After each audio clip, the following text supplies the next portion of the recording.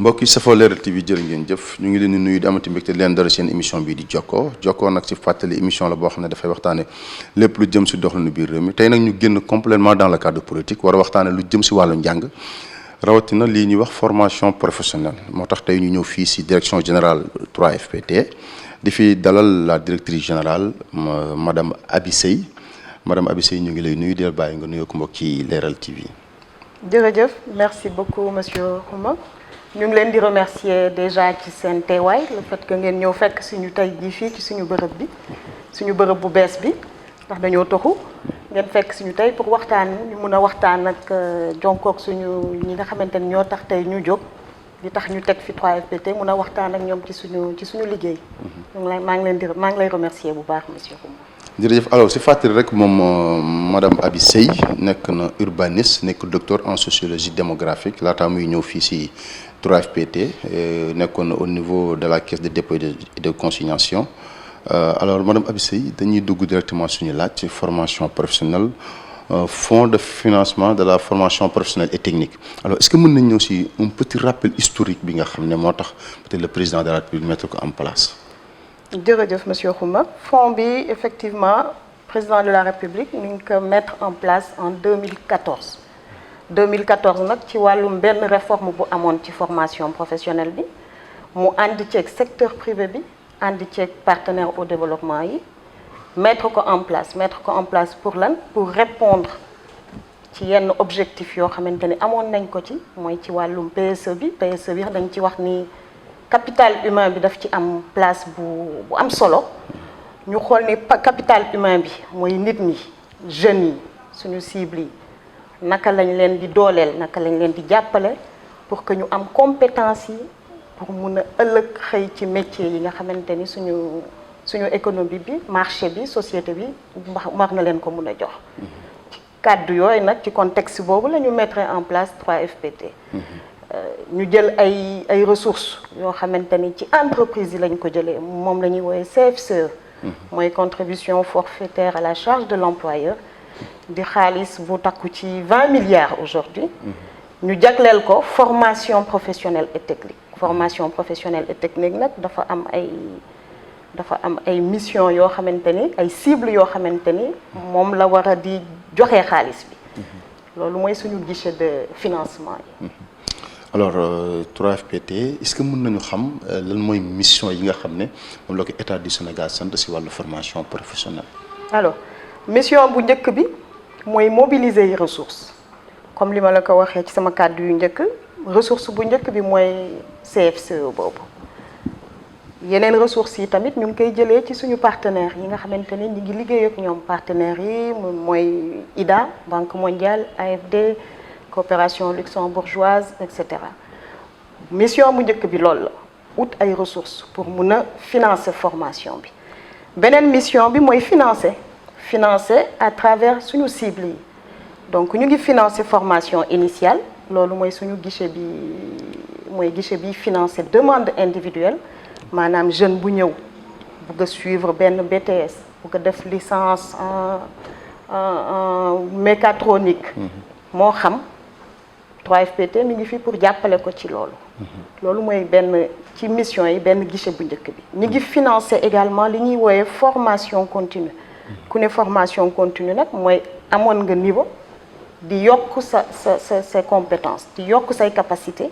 loolu ñu ngi ko jagleel ñi nga xamante ni mooy travailleurs u entreprise yi mooy les salariés des entreprises. te boo xoolee ba xool suñu cœur de métier loolu la xam nga maa ngi lay wax ci njëlbeen nii. suñu xaalis bi les ressources bi ñuy permettre ñu financer ci privé bi lañ ko jëlee privé bi mooy verser état li ñuy woowee CFCE mooy 3% masse salariale u entreprise yi moom la ñuy jox état jël loolu yëpp boole ko mu toll ci 20 milliards buñ ko nattee moom lay reverser formation professionnelle et technique donc la première cible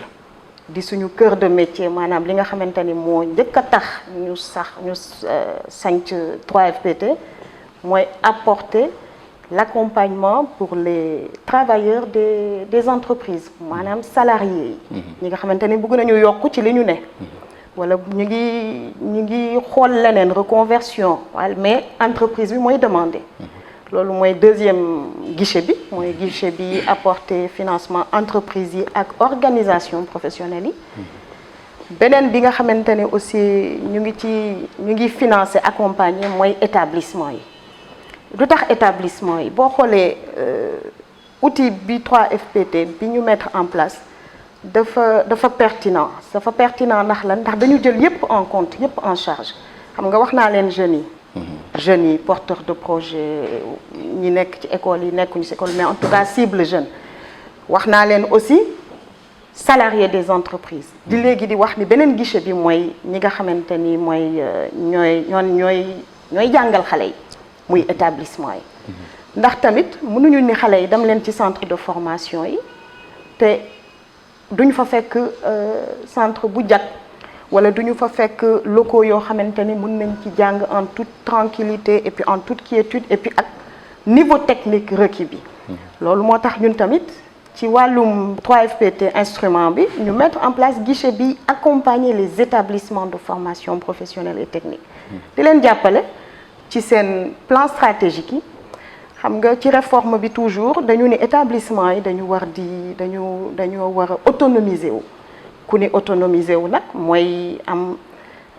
une partie boo xamante ni yaa koy gérer sa bopp di nga mobiliser ji yow tamit ay ressources te loolu yépp tamit duñ leen état bi neewu leen dem leen noonu seen bopp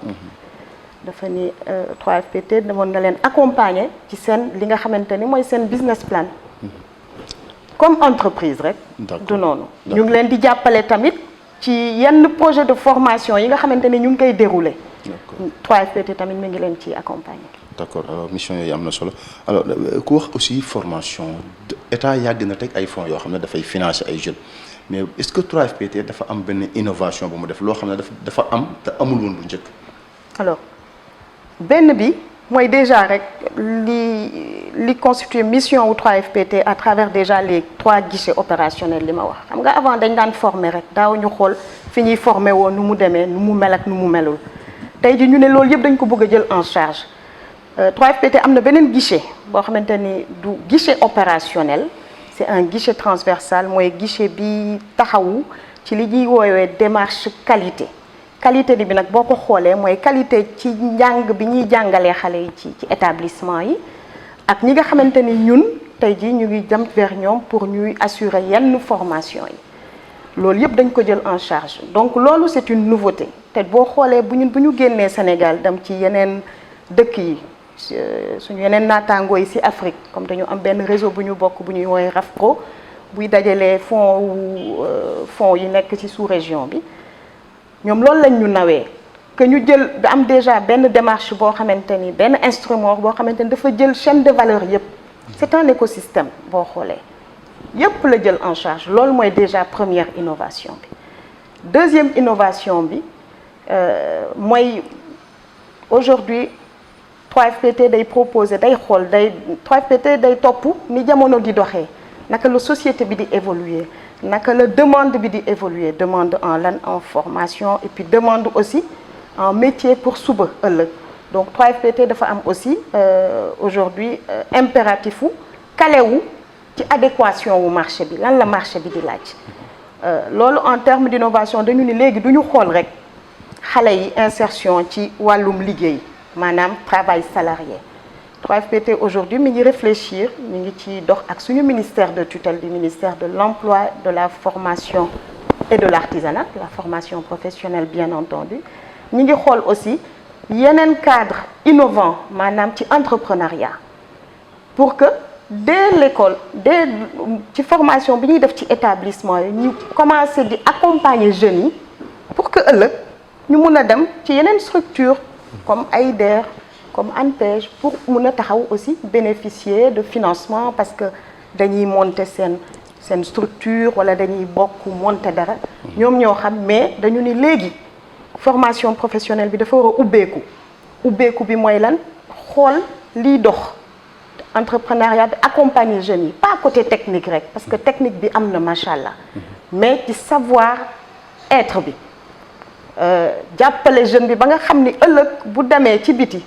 nekk porteur de projet mun na dem outil financement maa ngi wax DER mun na nekk ci structure yi nga xamante ne ñi ngi jàppale tamit jeunes yi ci wàllu mun na nekk microcrédit ou autre mais dañ leen war a outiller ba nga xamante ni projet yi dañuy ficeler ba fu ñu dem taxaw nit ñi déglu leen nit ñi mun a xool seeni projet te loolu dañu ni ci école yi la war a commencer léegi donc loolu c'est une innovation majeure boo xamante ni aussi 3FPT ce sont aussi des instructions yoo xamante ni nee nañu dox leen ci loolu instruction majeure la ñu ne ñu léegi moom formation bi boole leen ci accompagnement boobu bu xale bi génn rek ak technique bi na génn aussi ak savoir-être beneen innovation majeure bi aussi mooy li nga xamante ni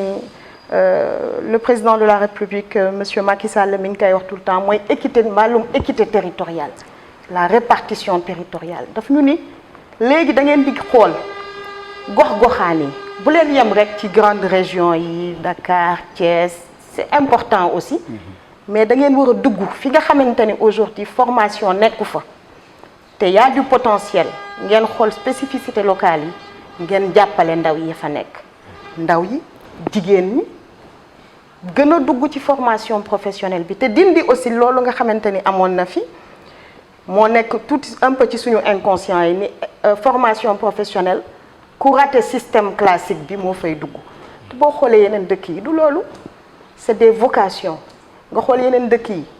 un plombier un soudeur un charpentier ñooñu boo xoolee booy ut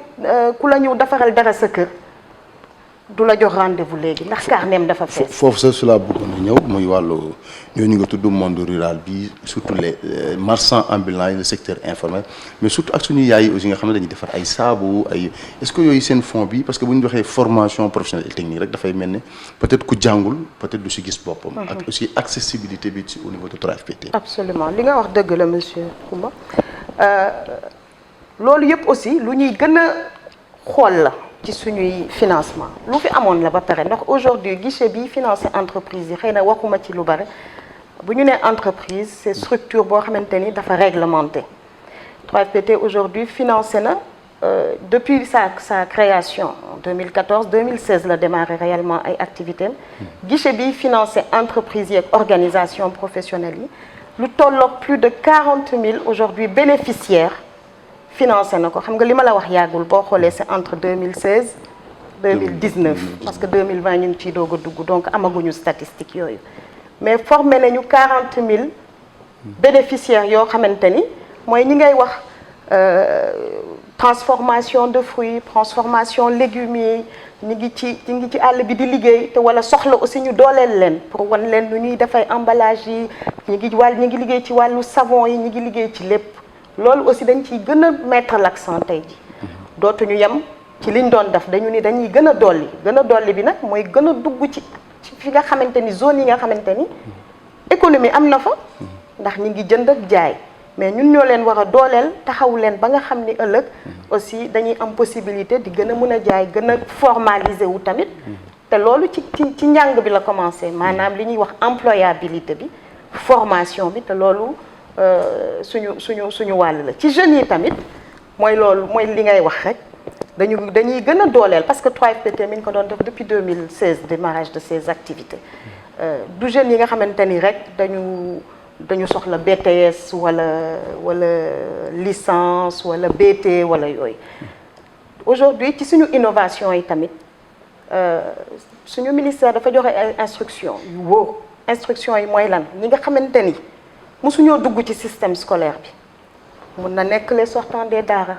mun na nekk ñoo xamante ni jotuñoo dem école ndax am na ba tey am na fi ba tey am na ñoo xamante ni jàng nañu wala seen jàngu sorewul yegguñu ci yenn niveau yi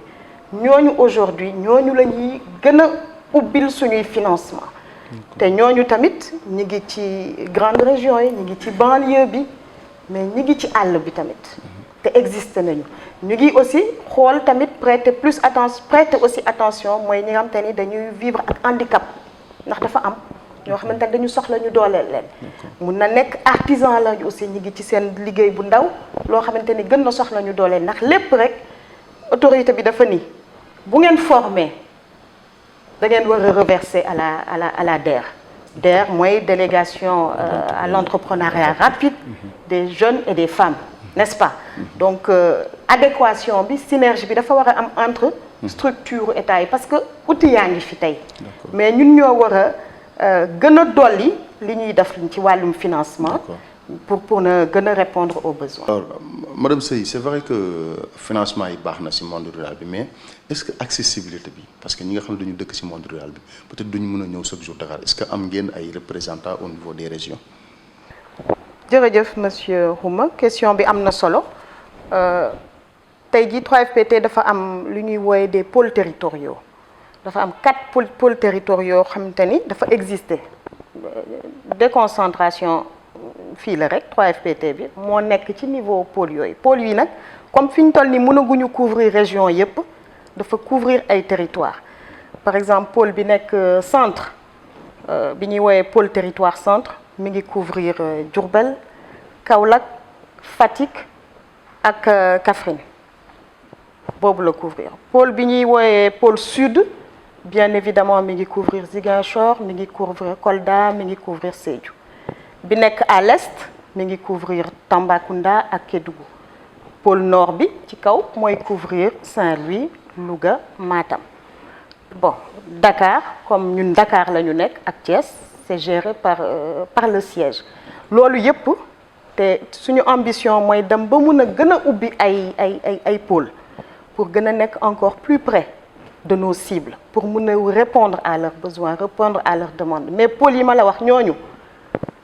dinañ leen jox après éléments yi pour ngeen xam seen adresse yeeg jàppale ci nit ñi fu ñu leen woo dañ ciy wuyu ki nekk pôle centre boo ko woowee ci Fatick mu wax la boo ko woowee ci Kaolack mu wax la boo ko woowee ci Kaffrine mu wax la suñu ambition nag mooy dem ba gën a développer pôle yooyu mais lépp rek pour gën a jege cible yi gën a comprendre tamit spécificité dëkk yi parce que dëkk suñu richesse mooy loolu tamit ce sont les spécificités locales li ñuy woowee spécificité locale du dëgg yoo xamante ni réponse spécifique la war a am aussi te lépp rek tamit mooy pour lisser disparité yi mooy wàññi ñii am ñii amuñu pour mën a jàppale ñëpp. D'accord alors dégg naa la sax ci sa début parce que lii lépp ku ko bëgg a def faaw nga soxla ay koppar yu takku. dégg naa ci début 20 milliards alors mais yéen yan partenaire est-ce que état du Sénégal kese mooy financé kii wala da ngeen am yeneen partenaires yoo xam ne ñoo leen di jàppale pour ngeen am fonds yooyu yëpp. merci dëgg la état du Sénégal moo indi avec l'accompagnement du privé mooy xaalis bi ma lay wax sànq CFCE effectivement on a 20 milliards qui sont aujourd'hui mobilisés à travers la CFCE mais suñuy partenaires comme Banque mondiale comme AFD comme Luxembourg coopération luxembourgeoise Luxdev tamit ñu ngi ñuy jàppale ci yenn projet yi mais kii bu ma njëkk bi la ressource bi gën a am solo bi ci ëpp solo effectivement li état def la loolu mooy wane aussi le choix qui a été fait ndax je pense que ñun ñëpp ñu ngi koy dégg et on le voit tous les jours président de la République dafa jël le capital humain daf ko au centre aujourd'hui c'est le cœur aujourd'hui du développement à travers le document stratégique le document d'orientation stratégique qui est le PSE dafa ni dama ko jagleel jeunes yi dama ko jagleel ndaw yi te ci loolu mooy wane ressource boobu yëpp mu jël ko jox ko jagleel ko formation professionnelle loolu mooy dama bëgg jeunes yëpp prêt ñu jox leen outiller leen jàppale leen ci accompagner leen ci njàng bi pour que suba aussi ñu mën a faire face au monde actuel monde bi nag mooy lan wàllum liggéey la ndax waxu xëy la ñuy wax waxu métier la ñuy wax te loolu aujourd'hui am nañ ci wàllu bu rëy formation professionnelle te boo xoolee li tax ñu ne ñu boole suñu ministère daf ko emploi formation professionnelle ak artisanat boo xoolee cohérence bi yépp ma nga foofu ndax yépp lié emploi du mooy dañuy joxe emploi ministère de l'emploi mënul joxe emploi mais mooy mécanisme yi tamit wax yi ñoo xamante ni wax nañ ko mettre en place pour jàppale ndaw yi pour jàppale jeunes yi pour jàppale porteurs de projet yi pour jàppale képp ku ci nekk artisan bi ku jaar école ku jaarul école ku ci nekk wax dëgg yàlla am nga pour gis sa bopp mooy lan ñu taxawu la ci li nga bëgg li nga xamante ni moom nga mbébét pour ni moom nga bëgg a def ëllëg maanaam ci wàllu métier wala projet ñu jàppale la si ba nga mun ci ëllëg jëriñoo. alors est-ce que 3FPT am na formation parce que formation aussi des fois 3 ans 4 ans 5 ans dafay xaw a yàgg si ñenn ñi est-ce que am ngeen ay nit ñi am nañ possibilité à partir de 3FPT di am ay formation accélérée yu mel noonu. loolu question bu am solo la monsieur Xuma parce que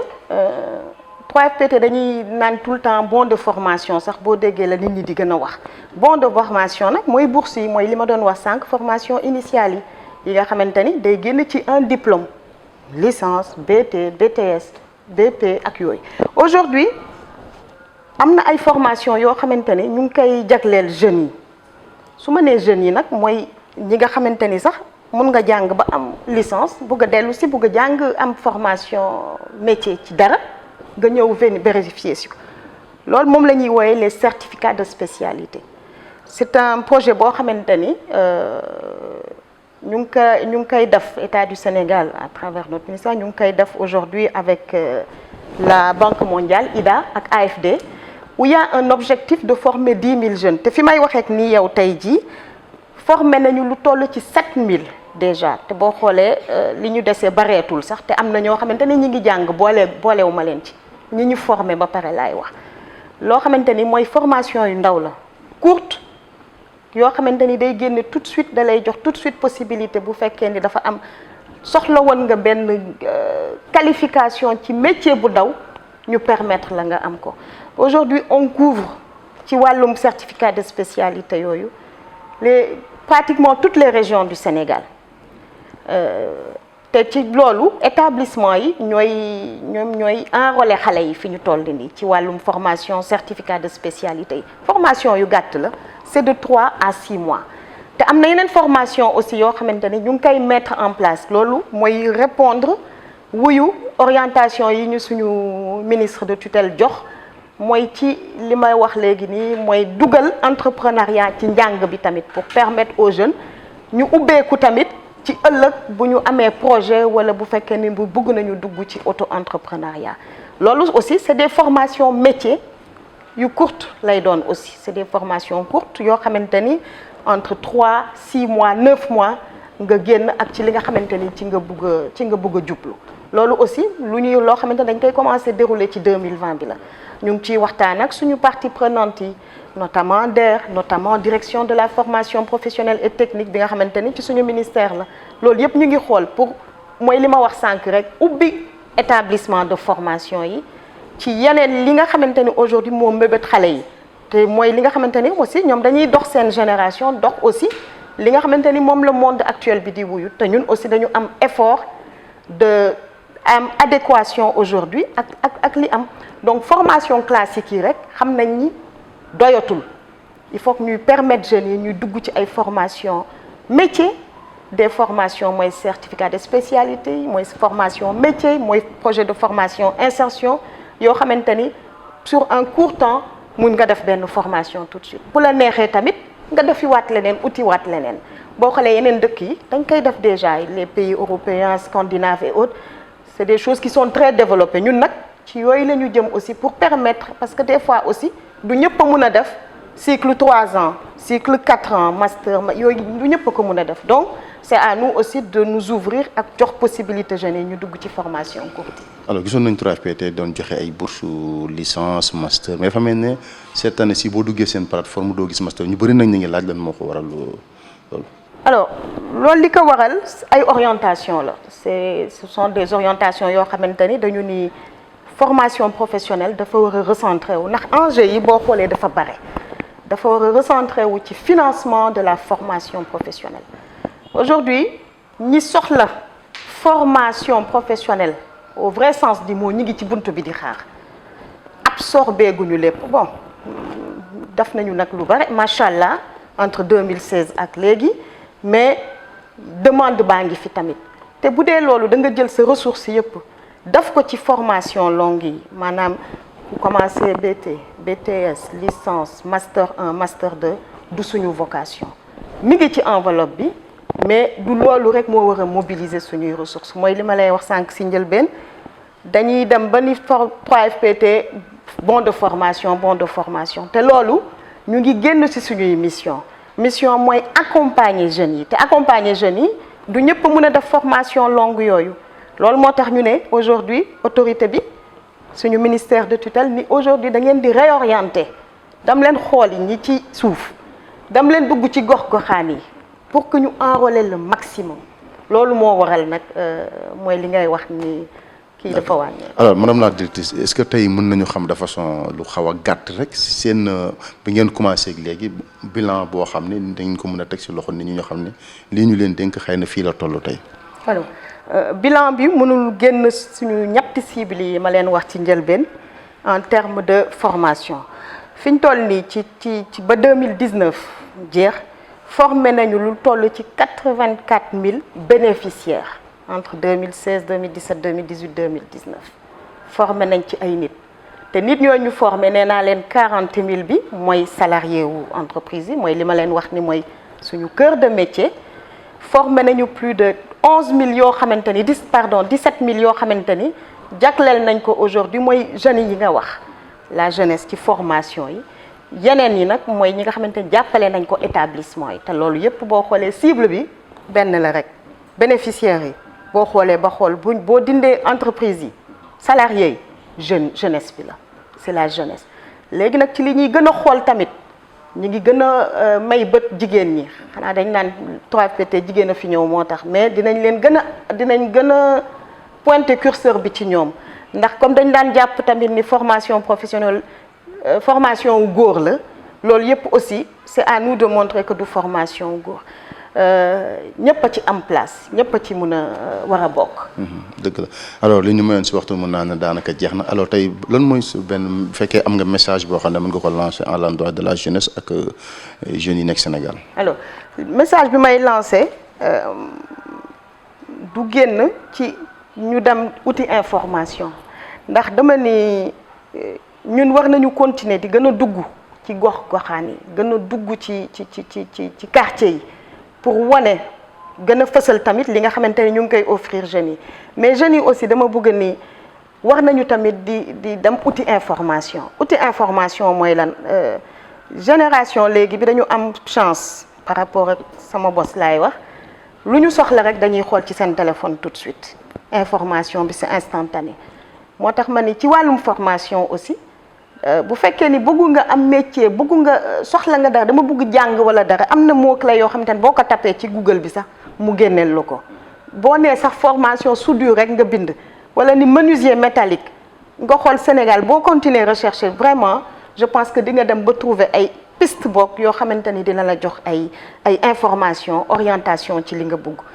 donc dama leen di gën a ñaax rek ñuy dem vers l'information bañ a toog xaar parce que mooy li ñuy wax rek du la fa fekk si mais ñun tamit am nañ ci wàll bu bare mooy gën a sensibiliser et puis nit ñi gën a xam tamit li ñuy def ndax moo tax ñu ne fi ñoom ñoo tax ñu ne fi donc ñoom aussi nañ ñuy approcher ñun dañoo toxu sax te fi ñu toxu léegi bon je pense que c'est encore plus accessible que fa ñu nekkoon puisque ñu ngi cité Kër Góor gi mais maa ngi wax tamit ni que suñu démembrement yi ci kii pôles territoriaux yi ñu ngi fi. donc des fois téléphone la des fois internet bi la des fois mail la des fois voilà ñu dem daal vers l'information ñun tamit ñu def ci suñu bay ci suñu laaj ci ñun tamit. waaw mënuma jeexal nag te waxuma ci li nga xamante ni aujourd'hui ñu ngi koy dégg fu nekk ñu ngi ciy wax te touché nañu aujourd'hui mooy virus bi coronavirus bi nga xamante ni dépassé na frontières yépp léegi. di gën a ñaax rek ñun ñëpp ku ci nekk individuellement collectivement ñu def ci dolli ci effort de solidarité di remercier tamit di gis tamit disposition yi nga xamante ni tey jii l'état du Sénégal jël na ko à travers le ministère de tutelle le ministère de la santé pour taxawu disposition pour taxawu ñi nga xamante ni dal na leen wala dalu leen mais ñuy gën a ñaax rek mooy solidarité bi ñu jàppoo ci et puis def mesure d'hygiène yi ñu wax tamit ñu gën ko appliquer rek ndax mucc ceeg jàmm ak salaam. jërëjëf madame la directrice ñu ngi lay remercier ci disponibilité bi ak vraiment accueil bi ñu am ak sa équipe bi yëpp. alors mbokk yi ñu doon seetaan loolu moo nekkoon seen émission Jokkoo ñu leen di jox dig daje ba yeneen jëmmi jamono jërë ngeen jëf.